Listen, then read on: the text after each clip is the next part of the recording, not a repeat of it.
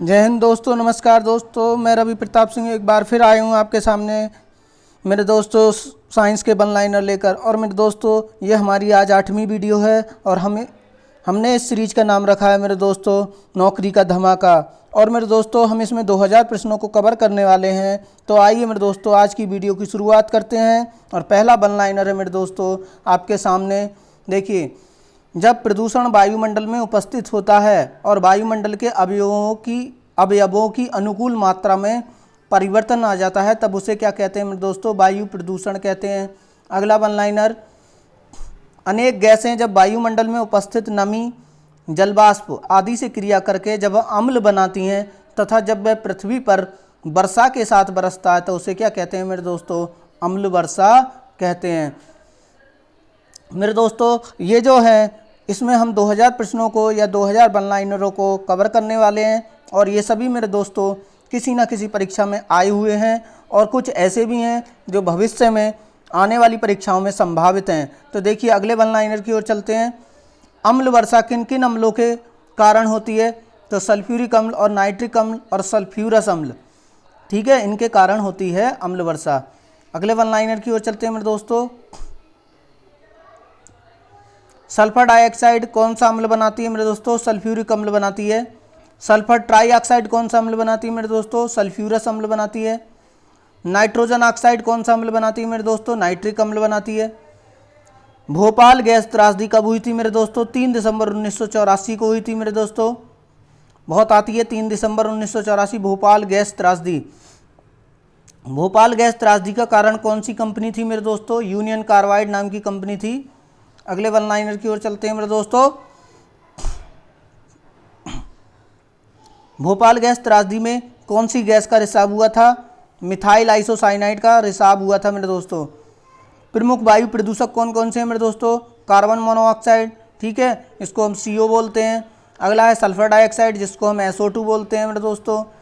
फिर है hydrogen sulphide, इसको हम H2S बोलते हैं मेरे दोस्तों, ठीक है। हाइड्रोजन फ्लोराइड, इसको HF बोलते हैं मेरे दोस्तों, ठीक है। नाइट्रोजन के ऑक्साइड जैसे NO2, NO, ठीक है। और हाइड्रोकार्बन वगैरह, अमोनिया मेरे दोस्तों NH3, तंबाकू का धुआं, फ्लोराइड धूल और धुएं के कण और एरोसॉल, ये सब जो है मेरे दोस्तों प्रमुख वायु प्रदूषक हैं। अगले वन लाइनर की ओर चलते हैं मेरे दोस्तों। अगला वन लाइनर है हमारा, पृथ्वी पर स्वच्छ पीने योग्य जल की मात्रा मौजूद है। तो मेरे दोस्तों पृथ्वी पर जो स्वच्छ पीने योग्य जल है मेरे दोस्तों वो कितना है? वो है 2.5 से 3%, यानी 2.5 से 3% हो, मतलब 2.5 से 3%, ठीक है। अगले वन लाइनर की ओर चलते हैं मेरे दोस्तों। देखिए, जल प्रदूषक के प्रमुख स्रोत कौन से हैं? जल प्रदूषण किन किन से होता है? कार्बोनेट से, क्लोराइड से, सोडियम और मेरे दोस्तों पोटेशियम के बाइकार्बोनेट से, मैग्नीशियम व पोटेशियम के सल्फेट से, अमोनिया से, कार्बन मोनोऑक्साइड से, कार्बन डाइऑक्साइड आदि ये जो है मेरे दोस्तों जल में घुल जाती हैं, कार्बन मोनोऑक्साइड और कार्बन डाइऑक्साइड। और मेरे दोस्तों क्या करती हैं? जल प्रदूषण करती हैं। जलीय सतह पर फैले तल को क्या कहते हैं मेरे दोस्तों? ऑयल स्पिल्स कहते हैं। पारा युक्त, मरकरी युक्त जल पीने से कौन सा रोग हो जाता है? मिनीमाता रोग हो जाता है मेरे दोस्तों, ठीक है। अगर प्रश्न आ जाए कि पारे द्वारा होने वाला रोग कौन सा है तो मिनीमाता यानी मरकरी पारा, जिसको हम HG बोलते हैं, ठीक है। एस्बेस्टस के रेशों से युक्त जल का सेवन करने से कौन सा रोग हो जाता है? एस्बेस्टोसिस हो जाता है। अगले वन लाइनर की ओर चलते हैं मेरे दोस्तों। नदियों में जल प्रदूषण की माप कैसे की जाती है? ऑक्सीजन की घुली हुई मात्रा नापकर हम नदियों में जल प्रदूषण की मात्रा ज्ञात कर सकते हैं। भूमि का विकृत रूप क्या कहलाता है? मृदा प्रदूषण कहलाता है मेरे दोस्तों। मृदा प्रदूषण के स्रोत कौन से हैं मेरे दोस्तों? अम्लीय वर्षा से मृदा प्रदूषण होता है। अम्लीय वर्षा से मृदा प्रदूषण होता है। खानों से प्राप्त जल से, उर्वरकों से, कीटनाशकों का अत्यधिक प्रयोग करें, कूड़ा करकट से मेरे दोस्तों, औद्योगिक अपशिष्ट से, जो उद्योगों से निकलने वाला अपशिष्ट है उससे क्या होता है मेरे दोस्तों? मृदा प्रदूषण होता है। वायु प्रदूषण के विश्वसनीय सूचक है मेरे दोस्तों लाइकेंस, ठीक है। ये क्वेश्चन बहुत आता है कि वायु प्रदूषण के सूचक कौन है? लाइकेंस। मोटर कार से उत्पन्न प्रदूषक जो मानसिक रोग पैदा करता है वो क्या है? लेड, ठीक है, जिसको हम शीशा भी बोलते हैं। लेड PB यानी सीसा एक धातु है। अगले वन लाइनर की ओर चलते हैं। देखिए मुंबई कोलकाता नहीं है मेरे दोस्तों, ये कोलकाता है। मुंबई कोलकाता जैसे शहरों में प्रमुख वायु प्रदूषक कौन है? तो कार्बन मोनोऑक्साइड व सल्फर डाइऑक्साइड प्रमुख वायु प्रदूषक हैं। कौन सी गैस वायु को प्रदूषित नहीं करती है मेरे दोस्तों? कार्बन डाइऑक्साइड वायु को प्रदूषित नहीं करती है। ऊर्जा के किस रूप में प्रदूषण की कोई समस्या नहीं है? सौर ऊर्जा में मेरे दोस्तों प्रदूषण की कोई समस्या नहीं है। राष्ट्रीय पर्यावरण अभियांत्रिकी संस्थान कहाँ स्थित है मेरे दोस्तों? राष्ट्रीय पर्यावरण अभियांत्रिकी संस्थान नागपुर में स्थित है। ठीक है। मानव जनित प्रदूषण क्या है मेरे दोस्तों? परजैविक होते हैं। ठीक है। अगले वन लाइनर की ओर चलते हैं। वायुमंडल में जिस ओजोन छिद्र का पता लगाया गया वह कहाँ था मेरे दोस्तों? अंटार्कटिका पर था। अगले वन लाइनर की ओर चलते हैं। वायुमंडल में ओजोन परत किसका अवशोषण करती है मेरे दोस्तों? अल्ट्रावायलेट या पराबैंगनी किरणों को वो अवशोषित कर लेती है। अम्लीय जल या अम्लीय वर्षा द्वारा इमारतों के क्षरण को क्या कहते हैं मेरे दोस्तों? स्टोन कैंसर कहते हैं। ठीक है। अगर अम्लीय जल या अम्लीय वर्षा से इमारतों का क्षरण होता है तो उसको क्या कहते हैं? स्टोन कैंसर कहते हैं। नदियों में तापीय प्रदूषण का कैसे रोका जा सकता है मेरे दोस्तों? तो ताप विद्युत गिरोह से निकलने वाले गर्म जल को नदियों में न डाला जाए तो हम उसको ताप विद्युत नदियों में तापीय प्रदूषण को रोक सकते हैं। अगले वन लाइनर की ओर चलते हैं। जल प्रदूषण नियंत्रण एवं निवारण अधिनियम कब पारित हुआ? 1987 में पारित हुआ मेरे दोस्तों। जल को प्रदूषित करने वाला युग्म कौन सा है मेरे दोस्तों? पारा, जिसको हम सीसा भी बोलते हैं। ठीक है। पारा और सीसा मेरे दोस्तों ये दोनों अलग अलग धातु हैं। पारा Hg और सीसा यानी लेड Pb। हरित गृह प्रभाव नाम किसने दिया मेरे दोस्तों? हैंसन ने दिया। अगला वन लाइनर है रेडियोधर्मी बहिस्राव क्या है? शाही अपशिष्ट। ठीक है। जो मेरे दोस्तों जितने भी मेरे दोस्तों परमाणु विद्युत गृह हैं उनसे निकलने वाले अपशिष्ट को हम शाही अपशिष्ट कहते हैं। देखिए अगला वन लाइनर है जल में किस प्रदूषण के कारण शिशुओं में नीला वर्ण या ब्लू बेबी सिंड्रोम बीमारी हो जाती है? नाइट्रेट से हो जाती है मेरे दोस्तों। अगला वन लाइनर है कोयले व पेट्रोलियम ईंधन के दहन से वायुमंडल में कौन सी गैस निकलती है मेरे दोस्तों? तो सल्फर डाइऑक्साइड या नाइट्रस ऑक्साइड गैस निकलती है। विश्व तापमान या हरित गृह प्रभाव के दुष्परिणाम क्या होंगे? देखिए वर्षा की कमी हो जाएगी, जलवायु परिवर्तन व सूखा होगा, अकाल एवं बाढ़ आएंगी। ये सब मेरे दोस्तों हरित गृह प्रभाव यानी कि ग्रीन हाउस गैस प्रभाव के कारण होगा।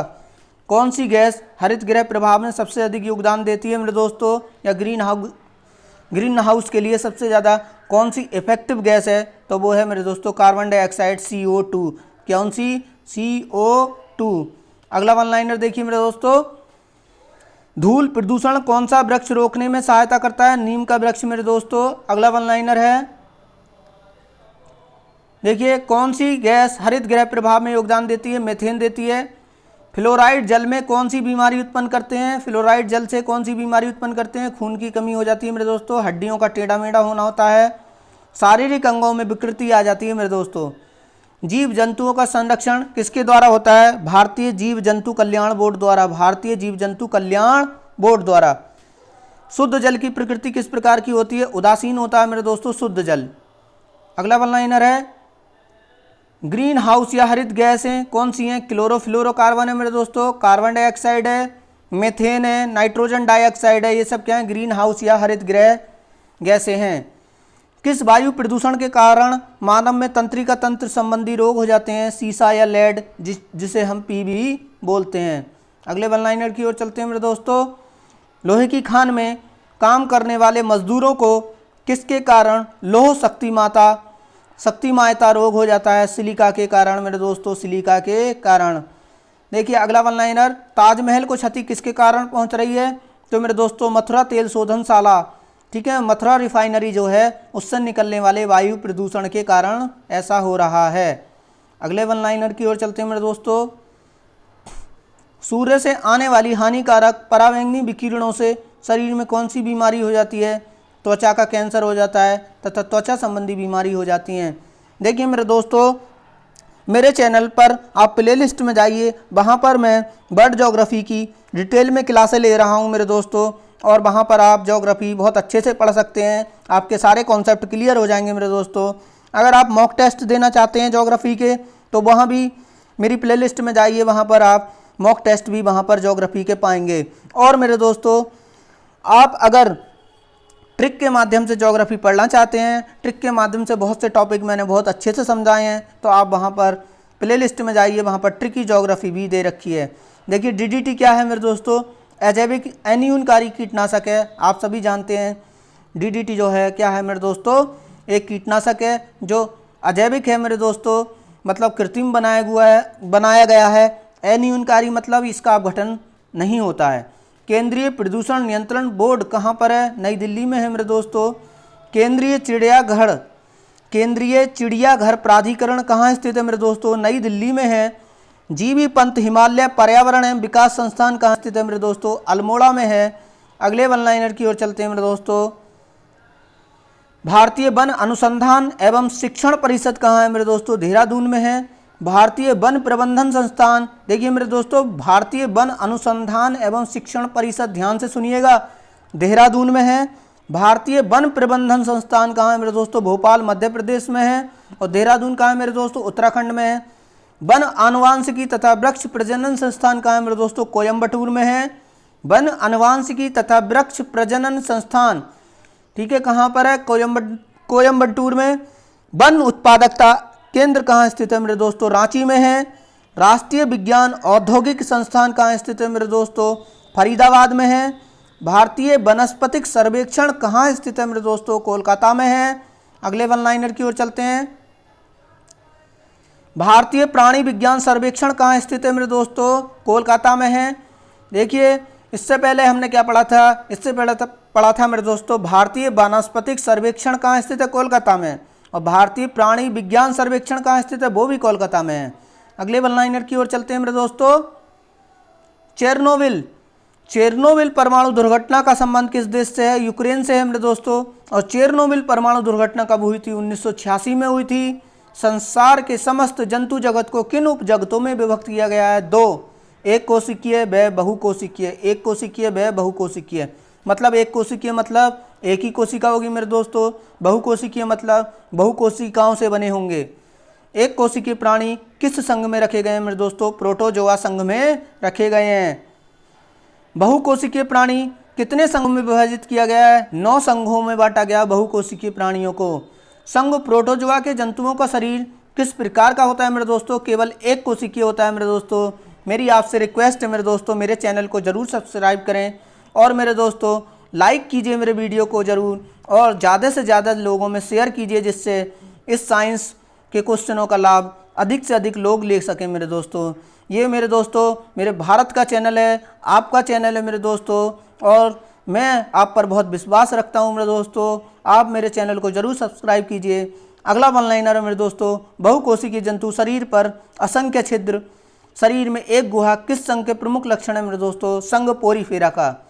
मतलब मेरे दोस्तों ये बहुकोशिकीय जंतु है, शरीर में इसके असंख्य छिद्र होते हैं इनके, और शरीर में केवल एक गुहा होती है।